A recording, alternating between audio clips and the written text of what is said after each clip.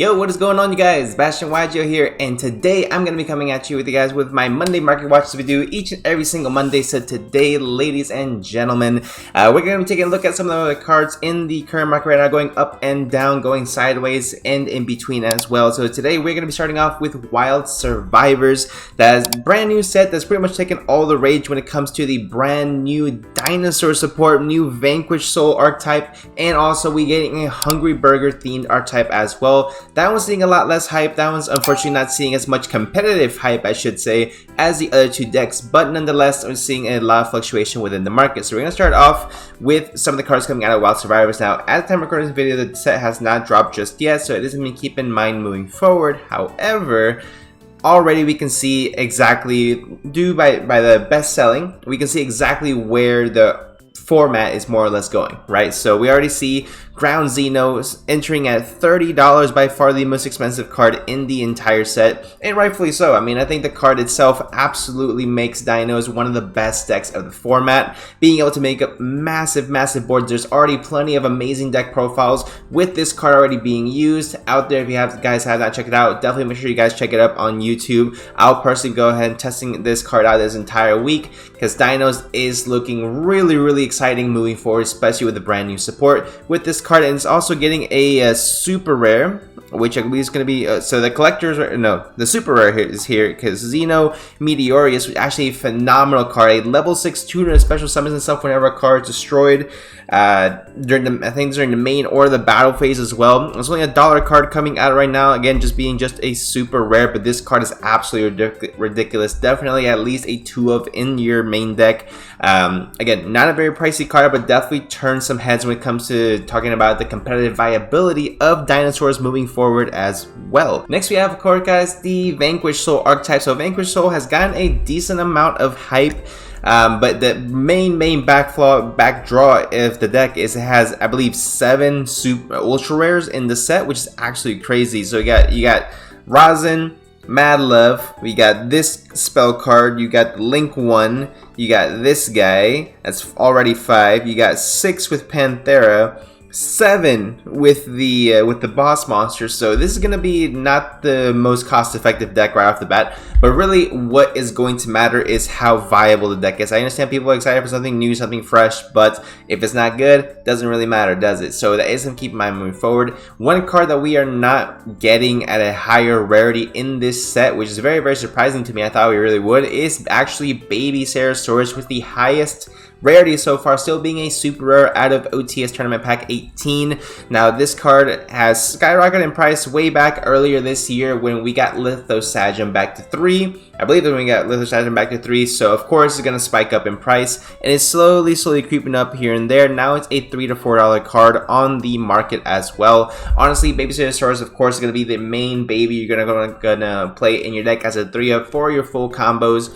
Baby Cerosaurus should not be slept on as one of the most impactful cards in the entire format, but honestly, $3 to $4 is very low to get one of the max rarity copies of one of the most essential key points of your entire deck. Also, of course, Soul Eating Oviraptor becoming a collector's rare is really exciting as well. I believe Ultimate Conductor Tyranno is getting the collector bump as well. Besides that though, guys, another deck that is getting a huge hype is going to be Sky Striker. So I know I covered maybe 1 or 2 cards last time, maybe it was just engaged in multi-role, but all the cards across the board have gone up. I think it's starting to settle down a little bit more, understanding that Sky Striker, while of course did get engaged back to 2, multi-role back to 3, multi-role still can potentially just played at 2, even though it's at 3. I mean, realistically, it's still better as a going second deck. So that is something to keep in mind moving forward, but with this deck really just trying to level out when it comes to this pricing, is coming still one of the most cost-effective decks out there if you're a budget player,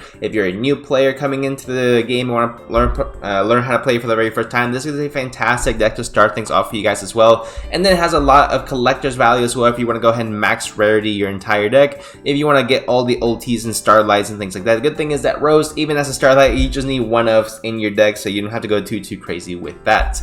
Runics. So Runic skyrocketed in price right after the ban list, especially Runic Tip. I think it was theorized that this deck would actually get a really big slap on the wrist, but it was very light. It actually did nothing to the overall archetype itself. Fountain going to 2 did absolutely nothing to the deck, and Runic is still going to be one of the best supporting cast engines in the current game of Yu-Gi-Oh! Being able to recycle all of your negations back into your hand whenever you want is actually super crazy. Keeps your graveyard clean and keeps your hand fresh. Brand new cards, drawing 3 constantly. Absolutely so crazy. I am wondering how long it's going to take for someone to make an Exodia build out of this, but that's just my personal wishful thinking. So Runic, yeah, I mean, Runic tip has itself doubled in price ever since the ban list. It was going for like $10-15. Now it's going for upwards of 30. So really high jump on that one as well. Next one I want to talk to you guys is going to be the Yang Zing packages. So this is going to be probably the most used Yang Zings out there. You have, of course, Shi Wen, which was reaching $35 at one point. Absolutely crazy. I posted on my Instagram. If you guys do not follow me on Instagram, make sure you guys do down below at BastionYGO. I want to show you guys this. You know what? I'll show you guys later. Forget I said anything. We'll show you guys later. But Denglong, again, all the cards from the ban list are starting to settle down as far as the hype is concerned. Of course, they're going to jump up in price and then chill out. And once people understand exactly how viable they are, how people finish digging through their bulk so they can understand what to sell it at as well, these are more or less the prices you're going to have to get them moving forward. Shi Wen, of course, being by far the most popular, being able to have the most versatility with the deck, but you can get away with playing any of the other 3 as well, depending on what type of deck you're trying to build. Now you're trying to go for the dinosaur build with the true Dracos, with the true King dinos, I would probably say Shi Wen's going to be your #1 option. But if you're going to go for the more Sword Soul route, all other options are still viable as well. I really wish Yang Zing Path was more viable because it is a beautiful card. Yang Zing in general have really nice artwork, honestly. And I'm really glad the ultra rare copy of 9 Pillars of the Yang Zing, which you are going to have to play one of, is such an affordable card. Next, moving forward, we have Labyrinth, guys. Labyrinth, of course, was one of the big winners of the most recent Forbidden and Limited list, and rightfully so. I mean, the deck got absolutely no hits whatsoever, and it was already one of the most annoying decks to play against. I know the last regional I went to, I played up against, I think, 4 or 5 Labyrinth, like, in a row. It was not a good time for me, my friend, but I did take most of those matches. But still, going up against Labyrinth, it is a grind. So I'm expecting other cards like Denko Sekka, Jinzo, maybe even Royal Decree as well to go ahead and just make a more of a resurgence in the meta, but we'll see, guys. One card that I did forget to talk about when talking about the dinosaur strategy is Saber Source. So of course, with the new archetype, we actually have to play normal monsters in the main deck, which is exciting because everyone loves their vanillas. But Saber Source is actually a really fun card because it is an earth monster, so you can pop it with Lithosagem to get its effect to go ahead and banish cards from your opponent's extract, which is really cool. It's level 4, which has some synergy, of course, with the deck immediately, but you also want to play this and or Frostosaurus. There's a debate there just to be had, right? Whether you want to play just a 1 level 4, just a 1 level 6, or both a level 4 and a level 6 in your main deck. Regardless, knowing they are both bricks, but if you play both of them, it does give you that much more advantage. It gives you access to more Exes lines, Synchro lines, and a lot of things moving forward, guys. So honestly, Saber Source, the secret rare version, is going upwards of around $3 to $4 a copy right now. I'm very excited because I know I for sure have 3 of these secrets somewhere in my book, and I just gotta go ahead and find them. But honestly, it's a really cool card. I love the artwork. These and this one and Kabusols and secret rare are the most beautiful vanillas I've probably ever seen in my entire life. Only thing that could beat it is a Moki secret rare. Konami's never gonna do that, but in the event they do, you heard it here first, guaranteed. Next, guys, we're going to take a look at Cashier Fenrir. Cashier obviously not dead, but took a huge hit on the Forbidden Limited list, making the deck a lot more fair, also making the deck equally that more viable as well. So you can clearly see here, as from a week ago, the card has absolutely skyrocketed in price, doubling in price. It's going for around $15 to $20 at the time. Now it's going upwards of $35, almost $40 per copy for your Cashier Fenrir. Rightfully so. I mean, this is probably the most, not probably, it is the most splashable Cashier monster. and also by far the most effective cashier monster, being able to give you on-field banishes face down, and just being a free level summon with free 2400 beater. You go ahead and just keep banishing your opponent's cards and redeclaring attack, and it's insane a card as it is. I'm honestly very surprised that Unicorn was hit instead of Fenrir being the much more versatile card, but it is what it is. I'm not the one in charge of the Forbidden Limit list, clearly, right?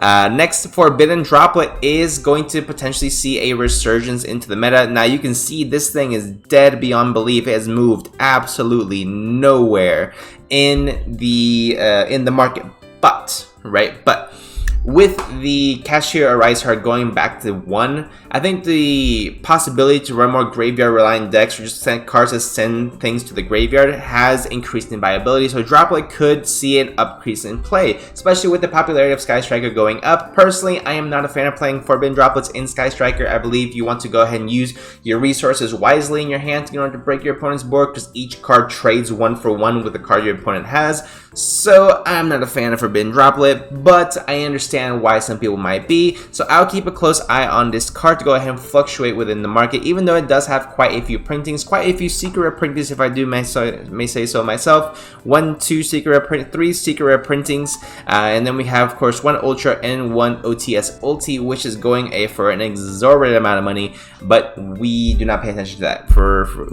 Get away from that one. Eradicator Epidemic Virus, the ultra rare copy, for being one of the nicest copies out there, is actually going for around, it's a weird pricing right now. It's anywhere between $6 to like $11, and anywhere in between. I see my friend here bought it for $11 sales history.